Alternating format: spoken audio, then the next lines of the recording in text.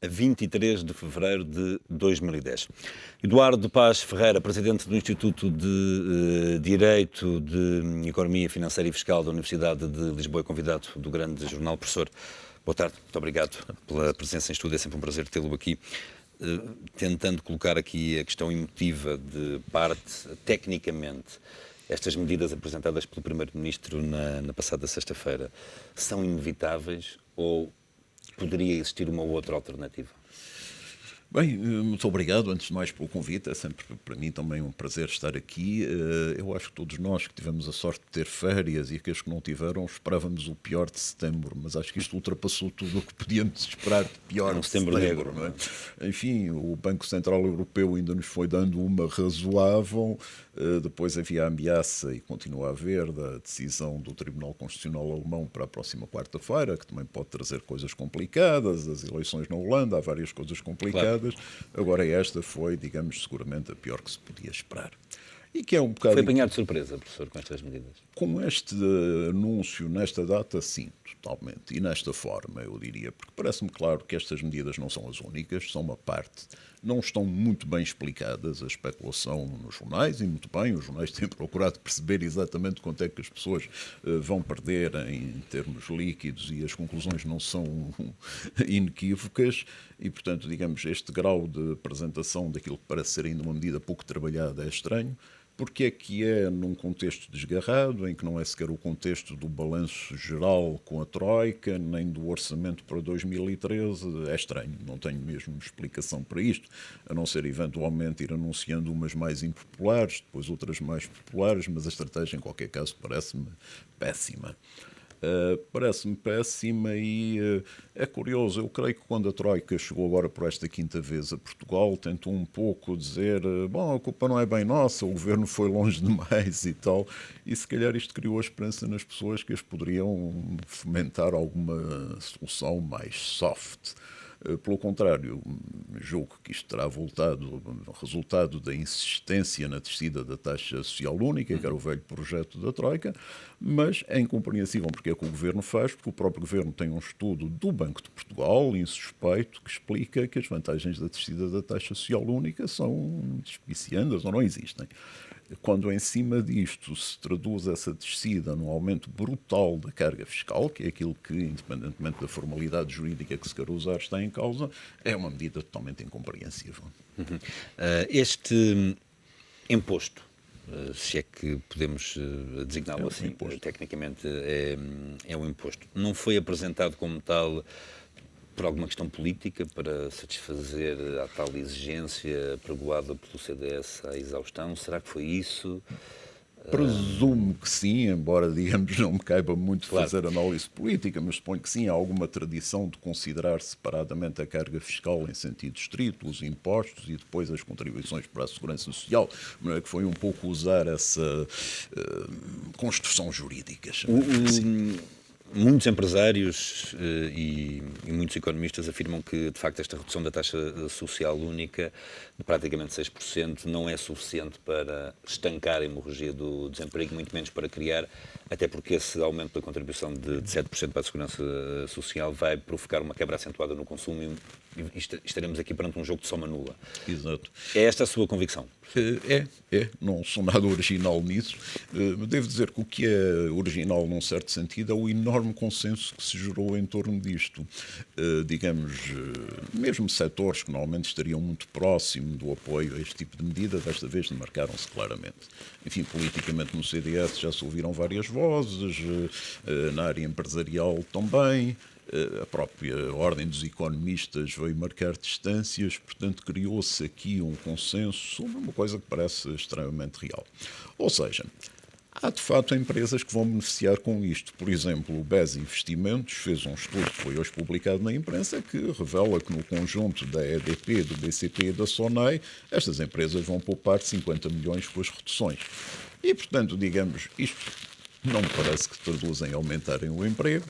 para as pequenas empresas, em muitos casos até já disponham de mecanismos de apoio, de reduções ou até de isenções das taxas de segurança social, mas sobretudo a retração do consumo vai ser dramática. E repare que já estamos a falar de consumo a um nível muito baixo. Eu acho, aliás, que o professor Adriano Moreira disse uma frase absolutamente notável, sintética e que diz tudo, que é: não há um dever constitucional à miséria ou à fome, não lembro exatamente qual delas. E nós estamos a esquecer disto, estamos a pensar que em nome da tal salvação é possível exigir tudo às pessoas. Não é, não há salvação. Eu aproveito a oportunidade de eu ter aqui, até na qualidade de Presidente do Instituto de Direito Económico, Financeiro e Fiscal da Universidade de Lisboa, para, enfim, lhe fazer aqui uma pergunta um pouco mais técnica. Estas medidas que foram agora apresentadas surgem na sequência, em parte, do acórdão do Tribunal Constitucional em relação ao corte nos subsídios na função pública e nos pensionistas. Estas medidas respeitam o acórdão do Tribunal Constitucional? Ou poderemos estar aqui num cenário de uma eventual fiscalização, sucessiva ou não, e o Tribunal chumbo estas medidas? Eu creio que essa é, de facto, a grande questão. Pessoalmente, eu estou muito satisfeito porque, enfim, passe o pequeno egoísmo. Aí há 15 dias resolvi fazer uma sessão que vai ter lugar amanhã, aproveito a publicidade, o Económico TV vai cobrir sobre a jurisprudência do Tribunal Constitucional em matéria de austeridade. Portanto, amanhã na Faculdade de Direito, à tarde, vamos debater isto amplamente. E claro que há várias perspectivas possíveis. Mas, no essencial, eu diria que estas medidas, desacompanhadas de outras que porventura possam alterar o sentido, parecem ir contra aquilo que foi a linha desenhada pelo Tribunal Constitucional no último acórdão. Onde é, no entanto, preciso dizer, de alguma forma, o Tribunal Constitucional subiu o grau de exigência na apreciação das medidas económicas do Governo em relação a anteriores acórdãos. E, entretanto, houve uma alteração na composição do Tribunal Constitucional, que se pode refletir numa nova apreciação. Como sabem, em Portugal não temos um sistema de precedentes e, portanto, é sempre possível ao Tribunal Constitucional fazer outra leitura. Parece-me, no entanto, que não há jurisprudência, há jurisprudência, mas não é oficial, não é como outras, claro. Agora, parece-me que nos termos em que elas estão desenhadas serão inconstitucionais. Enfim, muitos constitucionalistas, magistrados já se pronunciaram nesse sentido. Ou seja, estas medidas parecem, de facto, não agradar a ninguém. E podemos ser confrontados com um cenário em que, eventualmente, um futuro acórdão do Tribunal Constitucional declara a inconstitucionalidade destas medidas, e aí o que é possível fazer? Sabe, eu penso que realmente chegamos a um momento e as coisas estão num estado de gravidade que penso que alguma coisa teria que ser feita. Eu, há uma semana, talvez, ouvi o Sr. Presidente da República, com ar descontraído, aliás, muito informal, relatar com uma grande, digamos, neutralidade técnica que, bem, as pessoas estão admiradas porque as receitas fiscais estão a descer, mas o que é que esperavam? Se os aumentos dos impostos e tal, se há falências, se há várias coisas. Ora bem, acontece que o Presidente da República, embora vivamos num regime que não é um regime presidencialista, é seguro, não pode ignorar completamente o que se está a passar. Tem de enviar isto para o Tribunal Constitucional. Eu diria que, mais do que isso, seria um bom momento para o Sr. Presidente da República convocar o Conselho de Estado, antes que se desfaçam totalmente os consensos políticos. Acha que a gravidade destas medidas e deste momento justifica isso? Acho que podemos estar à beira de uma situação de grande tensão social. É claro que politicamente o Partido Socialista já se demarcou totalmente. O GT, enfim, que é sempre uma central um pouco imprevisível, que ameaça muito e depois recua, mas também está a desviar-se. Já ameaçou rasgar o acordo. Já ameaçou rasgar o acordo de concertação. Está a criar-se um ambiente tal de desagregação. Sente isso, professor, até pela sua experiência de vida, sente que estas medidas, enfim, poderão representar a gota de água no sentido do fim desta paz social que tem reinado no país? Não o desejo, como é óbvio, mas receio que sim. Ou seja, acho que acabamos por nos viciar na ideia que aceitamos tudo. E às vezes há uma medida que, por qualquer razão, é o extremo. E esta aqui, repare, porque é que eu penso que era importante conseguir algum consenso? Porque eu acho que se uma comunidade estiver unida, ela enfrenta melhor as crises. Com tudo o que está a ser feito, está só a dividir entre ricos e pobres, entre regiões e continente, entre profissionais liberais e não liberais, entre público e privado. Tudo isto dá uma sociedade fragmentada. Nós temos que arranjar uma forma de enfrentar o futuro noutros termos, com outra união social e também com outro equilíbrio na distribuição do rendimento. Mas, professor, considera que nós estamos neste momento, onde corremos o risco de existir aqui uma ruptura iminente em termos de coesão social? Vamos assistir seguramente à continuação da degradação, e isso aproxima-nos cada vez mais da ruptura, e eu creio que há coisas que não vale a pena pagar para ver. Acho que é melhor tomar medidas no sentido de trazer alguma serenidade e alguma esperança às pessoas. Com medidas deste tipo, não creio que se o consiga. Este governo tem um projeto para o país? Bem, parece claro que sim, mas a sensação que muitas vezes dá é que tem um projeto, digamos, à partida definido e que não é muito aferido em função do que se vai passando.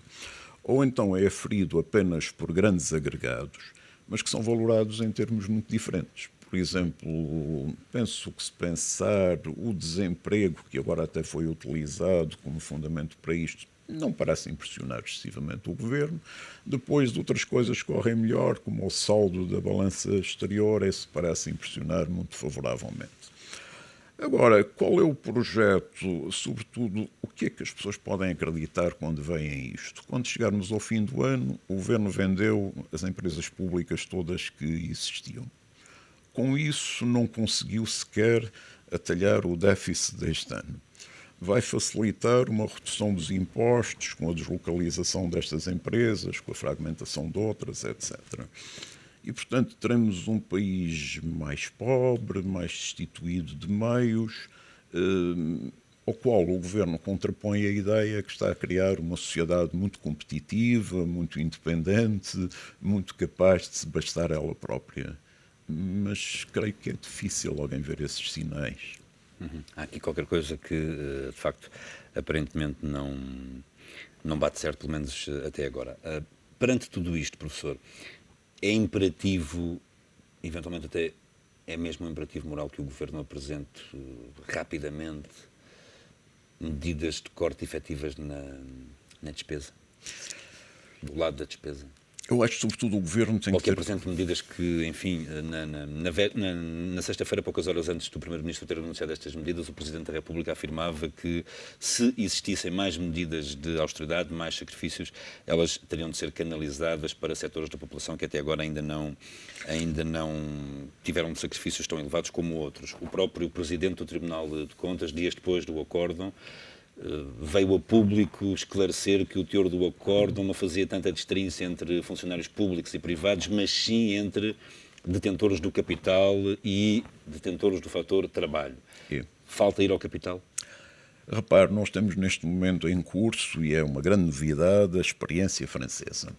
Digamos, a eleição ao Hollande e depois as primeiras medidas dele têm sido muito discutidas, como sabe, podem ser, obviamente, controvertidas, mas justamente ele pôs de pé um projeto político que passa por austeridade, corte de despesa, redução do déficit, mas passa por uma recuperação muito significativa da receita, justamente através da penalização do capital e dos grandes rendimentos. Aparentemente a tal promessa eleitoral de deixar 75% ganhar mais de $1 milhão vai avançar, não é? Aparentemente são as últimas notícias. É verdade que houve uma altura que parecia que havia algum recuo, os recuos do costume para os jogadores de futebol, para os gestores de topo, não sei o quê, mas enfim, a última declaração do Hollande é que é mesmo para avançar, é temporário, é justo que assim seja, mas é curioso que haja pela primeira vez uma experiência alternativa de política económica, enfim, que não estamos a falar propriamente da América Latina ou do Chávez, mas do governo democraticamente eleito em França. O governo português mantém aquilo que parece ser uma indiferença à possibilidade de considerar essas alternativas, que é um pouco chocante. Denota insensibilidade social? Eu diria, denota de alguma forma uma manutenção de uma posição ideologicamente marcada e de uma convicção nas certezas do governo que relembram aquela velha frase: poucas vezes tenho dúvidas e nunca me engano. De alguma forma este governo faz a reedição desse antecessor. Em vez de aferir em função do que se passa aquilo que pensou à partida, insiste no ponto de partida. Este é o momento certo, professor, para, de facto, os portugueses, a sociedade portuguesa em conjunto, enfim, políticos e todos os elementos da sociedade, refletirem profundamente sobre o Estado Social que queremos, que podemos ter, que devemos ter. Essa reflexão ainda não está feita. Tem que ser, seguramente. Há muitas contribuições, tem que ser. O governo tem que se habituar à ideia que precisa dialogar mais, precisa de fornecer mais informação, designadamente sobre as alternativas. Quer dizer, se eu cortar na defesa, quanto é que poupo? Se eu cortar em qualquer outra área, enfim, podemos multiplicar os exemplos. Porque uma coisa impressionante também, ainda há pouco falava no corte das despesas. As despesas atingidas até agora foram as despesas sociais, foram as despesas de educação e vagamente as que têm a ver com a criatividade, com a cultura, etc. Ora bem, uma primeira leitura pode dizer: está bem, pois, as despesas com a educação não é o mesmo que comer, mas estar a reduzir o orçamento da educação, da cultura, tudo isto é hipotecar o nosso futuro. E, portanto, aquele argumento não podemos hipotecar o futuro com dívida, aqui tenho as maiores dúvidas. Na segurança social e na saúde também creio que chegamos ao limite. Estamos a falar de valores das prestações sociais em Portugal, são muito baixas. Eu diria que é uma vergonha para todos nós quando vemos, em média, o que recebem as pessoas que beneficiam dessas prestações. E temos espaço para cortar mais em termos de número de funcionários públicos? Os tais 50 a 100 mil de que o Ministro das Finanças falou? Célebre entrevista que concedeu. Pois é tal coisa, se estivermos a pensar numa realidade abstrata e perante um calculador, obviamente cortar 50 ou 100 mil funcionários públicos é uma tarefa lógica e que reduz o déficit. E depois, o que é que vai acontecer em termos da eficácia dos serviços? O que é que vai acontecer em termos das famílias que são atingidas por isso? Porque, repare, mesmo em termos da eficácia dos serviços, generalizou-se a ideia que o Estado era muito mau. Bem, o Estado às vezes é mau, outras vezes é bom, tal como o privado. Às vezes é mau, outras vezes é bom. Agora, se o decapitarmos completamente, e já temos um exemplo, por exemplo, na desertificação do país à medida que se foram cortando os serviços públicos, porque há a ideia que nos últimos anos, na última década, nas últimas décadas, não se fez nada para conter o monstro Estado. Isto não é exato. O Estado foi emagrecendo. Eu diria que, em alguns casos, já está mesmo muito à pele, ao contrário, aquela ideia permanente do Estado gordo e tal. Eu não sei se não são os senhores gordos que têm essa ideia do Estado gordo. Acha que corremos o risco... E eu, que sou um senhor gordo, não me incluo entre eles. Ainda aqui há dias, o Presidente da Comissão Europeia fez um discurso, não me recordo agora concretamente onde lançou esse alerta, que, no sentido que os países que estão a ser alvo de um programa de reajuste não podem desmantelar o Estado Social. Caminhamos para isso? Bom, eu creio que foi o Dr. Bagão Félix que declarou que este era o fim do Estado Social, se não estou em erro. Foi ele, não é? Portanto, é uma voz relativamente insuspeita, digamos, de algum esquerdismo excessivo. Repare, por exemplo, nós temos o caso da Grécia, que agora, enfim, passou um pouco para o segundo lugar, mas também hoje, por estes dias, se passa uma situação complicada, na medida em que aparentemente é impossível à Grécia cumprir o que a Troika quereria. E, por exemplo, o François Hollande foi muito adepto de que a Grécia tinha que cumprir, mas foi claro a dizer dentro dos limites das possibilidades dos gregos. Claro. Ou seja, é preciso que o governo português explique à Troika que pode cumprir nos limites das possibilidades dos portugueses. Hoje o António Costa, no editorial que escreve no Diário Económico, entre muitas outras coisas, afirma que estas medidas, fazendo aqui a ressalva de que se não forem apresentadas novas medidas noutros setores nos próximos tempos, que estas medidas podem configurar aqui uma grecialização acelerada do país, fruto de uma eventual quebra no consumo, do aumento da recessão. Partilha desta opinião, professor? Há esse risco? lamento partilhar. Enfim, obviamente o António Costa é um analista que aprecio muito. Eu creio que, por vezes, as pessoas não têm a percepção como está tudo um pouco preso por arames e como estes arames vão ficando cada vez mais fragilizados. E essa fragilização é a tal gracialização.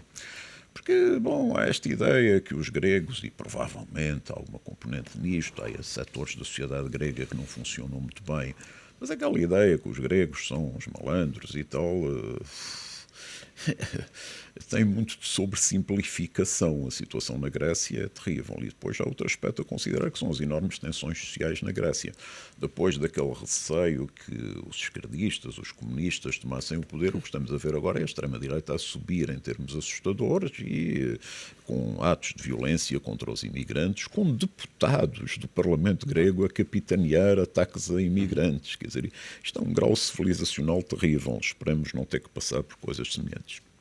Oxalá não, professor. É sempre um prazer enorme tê-lo aqui neste grande jornal. Até uma próxima oportunidade. Até uma próxima. Obrigado.